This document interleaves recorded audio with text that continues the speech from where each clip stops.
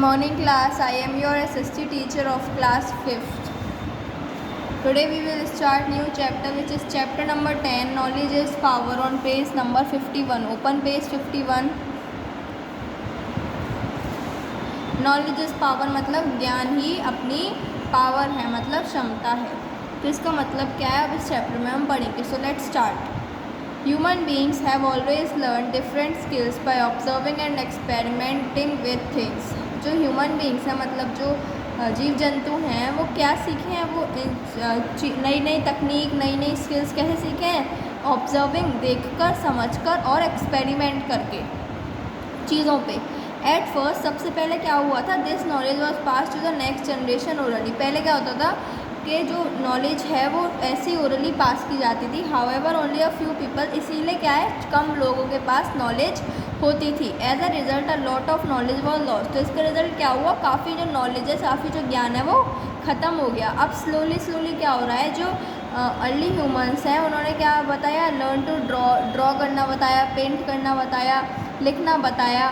Knowledge was recorded as well as communicated. वो जो knowledge मिली हमें, वो क्या है, रिकॉर्ड हुई, मतलब एक जगह रखी गई, उससे और कम्युनिकेट मतलब लोगों तक भी पहुंचाई गई। अब स्टोरी ऑफ राइटिंग, अब इस चैप्टर में हम सबके बारे में की स्टोरी पढ़ेंगे, जैसे story of numbers, story of paper, invention of printing. ऐसे ही पहला है आपका स्टोरी ऑफ राइटिंग। तो लिखना कैसे शुरू हुआ, तो early humans Drew pictures of animals. जो अर्ली ह्यूमंस थे वो क्या बनाते थे, पिक्चर्स बनाते थे एनिमल्स की और कुछ अलग अलग ऑब्जेक्ट्स की, जो भी उन्हें अपने मन से बनाते थे, वो कहीं से देखते नहीं थे, क्योंकि तब तक कुछ था ही नहीं। जो मैनी पेंटिंग्स थी वो क्या थी, केव्स पे बनी हुई है, वॉल्स बनी हुई है, जो कि कहाँ है, फ्रांस में, स्पेन में, और कुछ इंडिया में भी हैं। ओवर टाइम, फिर कुछ समय बाद symbols were used to represent words and sounds. फिर कुछ समय बाद क्या है, सिम्बल्स आने लग गए, जिससे कि उन्हें पता चलने लगा, जिससे कि वो वर्ड्स और साउंड्स को समझने लगे।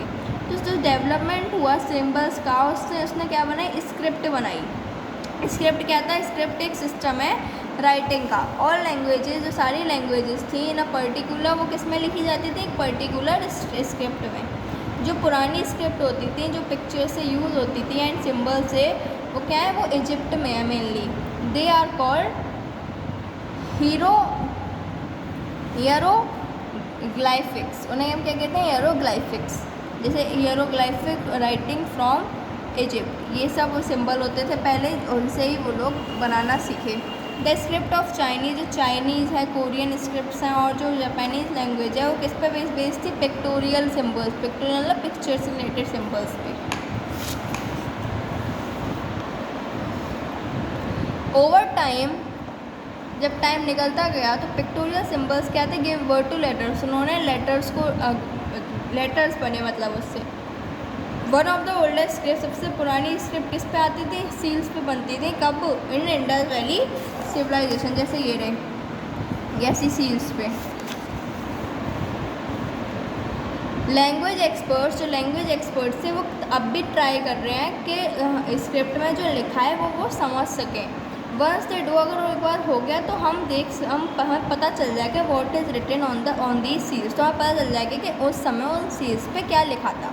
द ब्राह्मी स्क्रिप्ट, एक ब्राह्मी स्क्रिप्ट है जो कि इंडिया में डेवलप हुई थी 2000 साल पहले। मोस्ट ऑफ द स्क्रिप्ट, काफ़ी स्क्रिप्ट इंडिया में भी पाई गई हैं और डेवलप हुई हैं फ्रॉम द जो देवनागरी। इस तभी साइंस से पता चला है कि जो देवनागरी है वो स्क्रिप्ट, मतलब हिंदी में क्या कहते हैं हम, लिपि। जो हिंदी है वो कहाँ की है, देवनागरी स्क्रिप्ट की है। जैसे हिंदी हम पढ़ते हैं ना, जो लुइस ब्रेल ने क्या इन्वेंट किया, ब्लाइंड लोगों के लिए ब्रेल स्क्रिप्ट, मतलब ब्रेल लिपि, जो कि एक ब्रेल मशीन होती है, जो कि अंधे होते हैं, देख नहीं पाते, उन जैसे लोगों के लिए लुइस ब्रेल ने एक इन्वेंशन किया, जिससे कि वो पढ़ सकें। अब ये तो क्या था, लेटर्स। नाउ नंबर्स, जो तो अर्ली मैंस थे वो क्या है, फूड गैदरर्स, मतलब खाना ढूंढते थे, एक जगह से दूसरी जगह जाते थे और ढूंढते थे। वो एनिमल्स को हंट करते थे, जो गैदर फूड ढूंढते थे, उसे इकट्ठा करते थे। तो उसको for counting they Drew figures, symbols and dots. तो वो क्या करते थे, तब तो काउंटिंग थी नहीं, तो वो सिम्बल्स बना लेते थे, डॉट्स बना लेते थे, कुछ अलग अलग फिगर्स बना लेते। This was very crude and unreliable method. ये क्या था, बहुत ही ज़्यादा बेकार सा, मतलब उन्हें समझ ही नहीं आता था। तो क्या हुआ, decimal system of counting develop हो गया वहीं से। तो द कंसेप्ट ऑफ ज़ीरो और शून्य, शून्य कहते हैं ना हिंदी में, ज़ीरो को क्या कहते हैं, शून्य ही कहते हैं। जो ज़ीरो का डेसिमल सिस्टम था वो क्या हो गया, तब से शुरू हो गया। फ्रॉम इंडिया, इंडिया से वो कहाँ, अरब वर्ल्ड तक फैल गया। जो द अरब्स जो थे वो इंडियन सिस्टम ऑफ नंबर्स को क्या कहते थे, हिंसा, मीनिंग के हिंसा का क्या मतलब था, ऑफ इंडिया मतलब इंडिया का। टुडे दिस नंबर सिस्टम, आज इस नंबर सिस्टम को हम कौन सिस्टम कहते हैं, Hindu Arabic system is use all over the world, ये पूरे वर्ल्ड में यूज़ होता है। तो ये थी story of numbers. Now story of paper. Paper कैसे आया, तो जो इजिप्शियंस थे वो सबसे पहले मेकर थे पेपर के, make paper from a read. किससे बनाया था उन लोगों ने, रीड से पेपर बनाया था, जिसे हम क्या कहते हैं, पैपिरस कहते हैं। द वर्ड पेपर, पेपर जो पेपर वर्ड है वो कहाँ से आया है, पैपिरस वर्ड से आया है। फिर बहुत समय लंबे टाइम बाद क्या हुआ, पैपिरस जो कंटिन्यू उस पर हम लिखने लग गए, क्योंकि अब वो आ गया था। देन द चाइनीज़, फिर चाइनीज़ ने further perfect the art of making paper. तो चाइनीज़ ने उस पैपिरस को और अच्छे से बनाया, जैसे कि वो क्या है, पेपर बन गया। पेपर अब मोस्टली किससे बनता है, पल्प ऑफ बार्क से।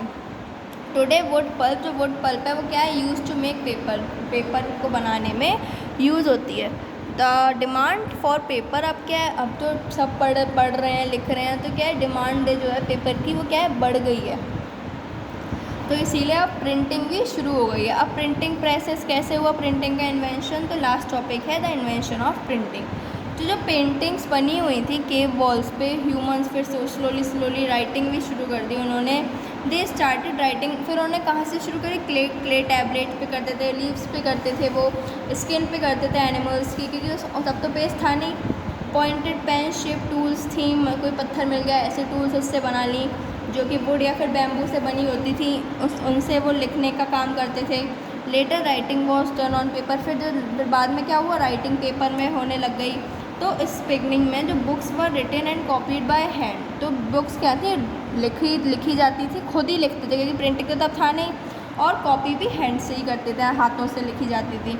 तो वो क्या था, बहुत ही स्लो प्रोसेस था। और जो हैंड, फिर अब हाथ से बनी हुई बुकें इतनी मेहनत लग रही है तो क्या होगी, महंगी भी होगी, तो काफ़ी एक्सपेंसिव भी थी।